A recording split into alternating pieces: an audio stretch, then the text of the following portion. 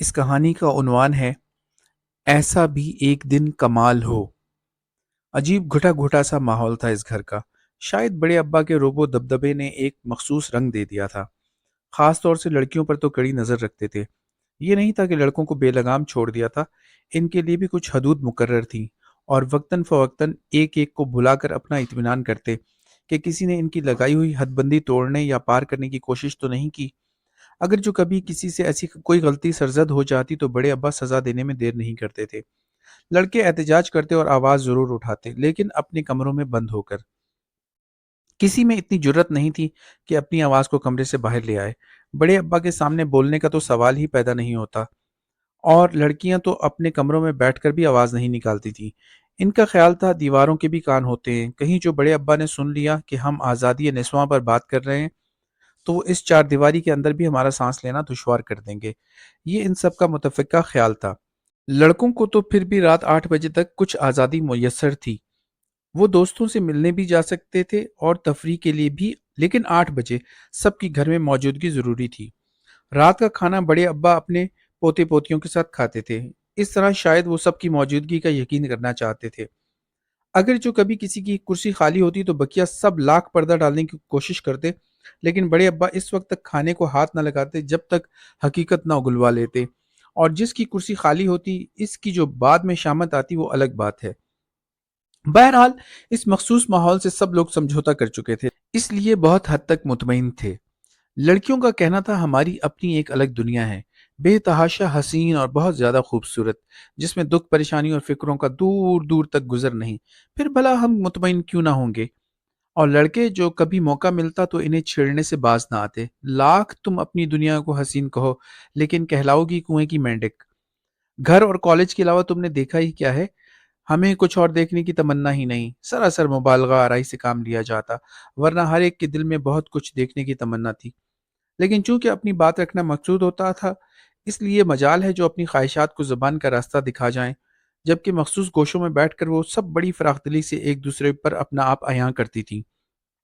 بس خیال رہتا کہ بڑوں تک بات نہ پہنچے، اور نہ ہی ان لڑکوں سے اپنا ریکارڈ لگوانا منظور تھا، جو پہلے ہی انہیں کنویں کی مینڈک کا خطاب دے چکے تھے۔ حالانکہ وہ خود سارے کے سارے رات 8 بجے بڑی عجلت میں گھر میں داخل ہوتے تھے، چہرے پر ہوائیاں اڑتی ہوئی، کبھی کلائی پر بندھی گھڑی کو دیکھتے اور پھر ایک دوسرے سے تصدیق کرتے۔ ہر ایک کو یہ خدشہ ہوتا کہ کہیں اس کی گھڑی غلط تو نہیں، پھر چور نظروں سے گھر کا جائزہ لیتے کہ کہیں کوئی غیر معمولی بات تو نہیں ہوئی۔ جب پورا اطمینان کر لیتے تب ایک شان کے ساتھ ان سب کے درمیان اپنے آپ کو یوں پوز کرتے جیسے تفریح کر کے آ رہے ہوں۔ کیا مزہ ہے ساحل کی ٹھنڈی ٹھنڈی ریت پر چلنے کا، عرفان پہل کرتا اور کنکھیوں سے ان سب کا جائزہ لینے لگتا۔ لیکن وہ سب بھی کم نہیں تھیں، یوں انجان بنتی جیسے انہیں کوئی دلچسپی نہ ہو، جبکہ دلوں کا حال وہ خود بہتر جانتی تھی یا ان کا خدا۔ اور جب نارنجی گولا نیلے پانیوں پر اترنے لگتا ہے تو جیسے پوری کائنات ساکت ہو جاتی ہے۔ عثمان کا افسانوی انداز ان کے دلوں میں ہلچل مچاتا۔ میں تو روزانہ صرف اسی منظر کو دیکھنے کے لیے ساحل پر جاتا ہوں۔ جنید بھی ان سب کا ساتھ دیتا، اور دانش کے کچھ کہنے سے پہلے ہی سونیا بول پڑتی، کسی دن کوئی بڑی سی لہر تم سب کو بہا کر لے جائے گی۔ اللہ نہ کرے، صبا خوفزدہ ہو کر اپنے دل پر ہاتھ رکھ لیتی۔ کہنے دو، دانش مذاق اڑاتا، بیچاری اس کے علاوہ اور کہہ بھی کیا سکتی ہے، جل ککڑی کہیں کی، خود جو جانا نصیب نہیں ہوتا۔ مجھے کچھ شوق بھی نہیں ہے، سونیا چڑھ کر کہتی، اور وہ سب اس کا مذاق اڑاتے ہوئے چلے جاتے۔ سارے کے سارے اول درجے کے کمینے ہیں، ان کے جاتے ہی سب مختلف خطابات دینا شروع کر دیتی، اور آخر میں دبی دبی سرگوشیاں۔ اللہ، ساحل کی ٹھنڈی ٹھنڈی نرم نرم ریت پر چلنا کتنا اچھا لگتا ہوگا، اور نیلے پانیوں میں اترتا سورج، لہروں کا ایک دوسرے کے پیچھے بھاگنا، اور معطر ہواؤں کی اٹکھیلیاں، دھیمی دھیمی آوازوں میں سب اپنی اپنی خواہشوں کو زبان دیتی، اور ان سب کے درمیان بیٹھی وہ یعنی صبا احمد چپ چاپ اپنی تھوڑی گھٹنوں پر ٹکا لیتی۔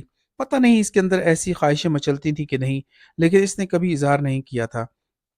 اس کی آنکھوں میں سوچ کی ہلکی ہلکی پرچھائیاں ہوتی، اور بظاہر وہ سب کی سن رہی ہوتی، لیکن وہ اچھی طرح جانتی تھی کہ وہ کچھ سن نہیں رہی۔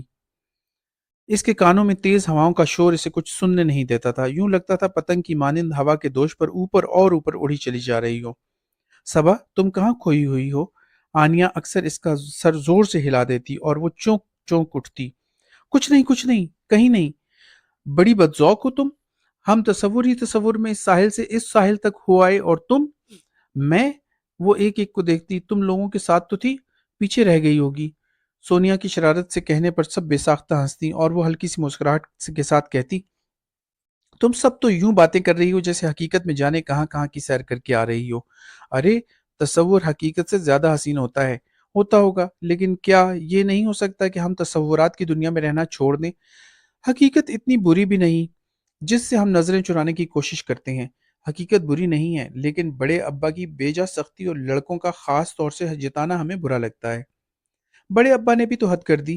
ایک طرف ہمیں تعلیم دلاتے ہیں، دوسری طرف اس کے استعمال سے بھی روکتے ہیں۔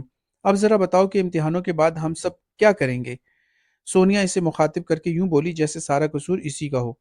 بھائی کچھ بھی کر لیں گے، وہ بظاہر اطمینان سے بولی، ورنہ اندر ہی اندر وہ بھی یہ سوچ کر پریشان تھی کہ فراغت کے طویل دن کیسے کٹیں گے۔ اور اب تو آگے صرف فراغت ہی فراغت تھی، کیونکہ یہ امید بھی نہیں تھی کہ بڑے ابا ایم اے کرنے کی اجازت دیں گے۔ بڑے آرام سے کہہ رہی ہو کہ کچھ بھی کر لیں گے، آنیا جل کر بولی۔ ابھی پرسوں کی بات بھول گئی؟ میں نے صرف فرینچ سیکھنے کی خواہش کا اظہار کیا تھا نا۔ اس پر بڑے ابا نے فوراً حکم صادر کر دیا کہ آئندہ سے کالج بھی مت جانا۔ اس بیچاری کا بھی قصور نہیں ہے۔ سونیا اس کا اترا ہوا چہرہ دیکھ کر اس کی طرفداری کرنے لگی۔ پھر شاید سبھی کو احساس ہو گیا کہ ناحق اسے الزام دے رہے تھے، اس لیے سوری کہتی ہوئی ایک ایک کر کے سب اٹھ کر چلی گئیں۔ اور اگلے کتنے پل اس کا ذہن بالکل خالی رہا، کسی سوچ کسی خیال کو اس نے آواز نہیں دی۔ طویل سانس لیتے ہوئے بیڈ کی پٹی سے سر ٹکایا تو ذہن آپ ہی آپ بھٹک گیا۔ میں بدذوق نہیں ہوں ڈیئر کزنز، وہ دل ہی دل میں ان سب کو مخاطب کر کے بولی۔ تمہاری طرح ان اونچی فصیلوں کے درمیان میرا بھی دم گھٹتا ہے، دل چاہتا ہے ان اونچی اونچی دیواروں کے اس پار کی دنیا دیکھوں، اور تم تو صرف ساحل تک کی بات کرتی ہو، جبکہ میں تو ہوا کے دوش پر سفر کرتی ہوئی بہت اوپر چلی جاتی ہوں، جہاں سے اس کائنات کے سارے رنگ ایک ساتھ میری نظروں میں آ سماتے ہیں۔ اور پھر تم سب تو اپنی اپنی ماؤں کے سامنے بھی کچھ احتجاج کر لیتی ہو، مجھے بتاؤ میں کیا کروں؟ مجھے تو وہ آغوش ہی میسر نہیں جس میں سر چھپاؤں تو آزردگیوں کے بادل آپ ہی آپ چھٹ جائیں۔ ایک ابو جی ہیں، پتہ نہیں وہ کون سی مصروفیات ہیں جو ہر وقت ان کی منتظر رہتی ہیں، 24 گھنٹوں میں بس گھڑی دو گھڑی کو ہی میرے پاس رکتے ہیں، پھر فوراً انہیں کوئی کام یاد آ جاتا ہے۔ صبا، سونیا اسے پکارتی ہوئی آئی، اندھیرا دیکھ کر پہلے لائٹ جلائی، پھر اس کی طرف دیکھتے ہوئے کہنے لگی، کیا بات ہے اندھیرے میں کیوں بیٹھی ہو؟ میں شاید سو گئی تھی، اس نے جھوٹ بولا، تمہاری آواز پر اچانک میری آنکھ کھل گئی۔ چلو بڑے ابا کھانے پر بلا رہے ہیں۔ ارے کھانے کا وقت ہو گیا؟ وہ فوراً بیڈ سے نیچے اتر آئی، باتھ روم میں جا کر جلدی جلدی منہ پر پانی کے چھینٹے مارے، پھر سونیا کے ساتھ ہی کمرے سے نکل آئی۔ ڈرائنگ روم میں بڑے ابا کی موجودگی میں سب بڑے مہذب بنے بیٹھے تھے۔ دروازے سے داخل ہوتے ہوئے سونیا نے اس کے بازو میں چٹکی بھری اور سامنے بیٹھے عثمان اور دانش کو دیکھ کر شرارت سے مسکرائی، لیکن جوابی مسکراہٹ پھینکنے کی جرت کسی نے نہیں کی، بلکہ کنکھیوں سے بڑے ابا کی طرف دیکھنے لگے۔ کیا بات ہے صبا، تمہاری طبیعت تو ٹھیک ہے؟ اس کے بیٹھتے ہی بڑے ابا پوچھنے لگے۔ جی بڑے ابا، بس ذرا سی نیند آ گئی تھی، اس نے سر جھکا کر آہستہ سے جواب دیا۔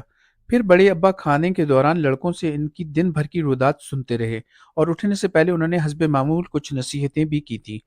امتحانوں کا زمانہ آیا اور گزر بھی گیا، اور وہ سب جس بات کو سوچ کر پریشان تھی وہی ان کی منتظر تھی، یعنی فراغت۔ شروع کے چند دن میں سب نے پورے گھر کی ترتیب بدلنے میں اپنے آپ کو مصروف رکھا، پھر کچن کی شامت آئی، مختلف ڈشز پر طبع آزمائی کی گئی، لیکن آخر کہاں تک، بہت جلد وہ اکتا گئیں۔ اللہ، پتہ نہیں کیسی ہوتی ہیں وہ لڑکیاں جو امتحان ختم ہونے کا شدت سے انتظار کرتی ہیں۔ آنیا اس دن بہت بور ہو رہی تھی، ہمارے علاوہ سبھی۔ سونیا بیڈ پر اوندھی گرتی ہوئی بولی، ایمان سے میرا تو دل چاہ رہا ہے خودکشی کر لوں۔ ندا سستی دور کرنے کے لیے بازوؤں کو زور زور سے جھٹکے دیتے ہوئے بولی، فوراً کر ڈالو، اسی بہانے ہی کچھ ہنگامہ ہو جائے گا۔ سونیا اٹھ کر بیٹھتے ہوئے خوشی سے بولی، ایمان سے ندا، تمہارے اس اقدام سے ہم سب کا بھلا ہو جائے گا۔ کیا مطلب؟ بھائی ہم بڑے ابا سے کہیں گے کہ آپ کی سختی و بیجا روک ٹوک نے بیچاری کو اس اقدام پر مجبور کیا تھا، اور اگر اب بھی آپ نے اپنے اصولوں میں لچک پیدا نہ کی تو ایک ایک کر کے ہم سب اپنی بات پر، پہلے وہ خود ہنسی پھر کہنے لگی، اب دیکھو نا، کسی نہ کسی کو تو قربانی دینی ہی پڑتی ہے، تم ندا پلیز ہماری خاطر۔ میں واقعی تم سب کے لیے قربانی دینے کو تیار ہوں۔ ندا نے اسی کا انداز اپنایا، لیکن پہلے مجھے یہ یقین دلا دو کہ میرے بعد تم اپنی من پسند زندگی گزار سکو گی۔ سونیا کے ساتھ آنیا نے بھی لمبی سانس کھینچی، اور وہ جو حسب عادت خاموشی سے ایک ایک کو دیکھ رہی تھی ہلکے سے مسکرائی۔ لیجئے، صبا احمد کے ہونٹوں نے بھی تکلف کیا۔ ندا کے اشارے پر سب اس کی طرف متوجہ ہو گئی۔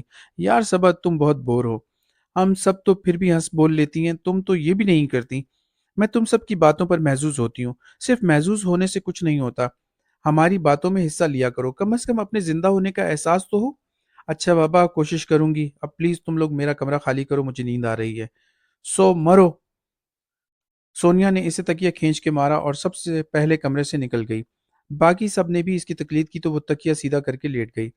बस कुछ देर को ही वो बेमानी सोचों में उलझी थी कि नींद मेहरबान हो गई। सुबह उठकर इसने अभी मुंह हाथ धोया ही था कि अब्बू जी इसके कमरे में आ गए। यकीनन हैरान कर देने वाली गैर मामूली बात थी। फिर भी इसने अपनी हैरत को छुपाते हुए इन्हें सलाम किया और फिर सवालिया नजरों से देखने लगी। बेटा, तुम्हारे इम्तिहान खत्म हो गए हैं। अबू जी बैठते हुए पूछने लगे। जी। वो उनके इशारे पर आहिस्ता कदमों से चलती हुई इनके पास आ बैठी। कुछ देर तक अबू जी खामोशी से इसकी तरफ देखते रहे। कहने लगे, तुम्हारी नानी अम्मा के 2-3 खत आ चुके हैं और कई बार उन्होंने फ़ोन किया है कि मैं कुछ दिनों के लिए तुम्हें इनके पास भेज दूं। जी। वो बस इसी कदर कह सकी। मैं तुम्हारे इम्तिहान ख़त्म होने का इंतज़ार कर रहा था और इनसे भी मैंने यही कहा था कि तुम फारिग हो जाओ। फिर कदर तवक्कुफ़ के बाद कहने लगे, बेटा तुम्हारी अम्मी के साथ रिश्ते ख़त्म नहीं हो गए। इनका तुम पर कुछ हक है। जी। क्या तुम जाने के लिए तैयार हो? वो सर उठाकर इनकी तरफ यूं देखने लगी जैसे कह रही हो, आपकी इजाज़त होगी तब ना। मुझे तुम्हारे जाने पर कोई एतराज़ नहीं। वो इसकी आंखों में मचलता सवाल एक पल में समझ गए। और बड़े अब्बा? वो आहिस्ता आवाज़ में बोली, मेरे ख्याल में इन्हें भी एतराज़ नहीं होगा, और अगर ऐसी कोई बात हुई तो मैं इन्हें कायल कर लूँगा। जी। इसने फिर सर झुका लिया। तुम तैयारी कर रखो, मैं तुम्हें अभी तुम्हारे बड़े अब्बा से बात करके आज की शाम सीट लेने की कोशिश करूँगा। अबू जी, आप भी मेरे साथ चलेंगे? उनके खामोश होने पर वो पूछने लगी। बेटा, आजकल काम का बहुत प्रेशर है, मैं बिल्कुल भी वक्त नहीं निकाल सकूंगा। फिर मैं किसके साथ जाऊंगी? अकेले? अकेली? इसे वाकई बेतहाशा हैरत हुई। अकेली तो वो कभी कॉलेज भी नहीं गई थी।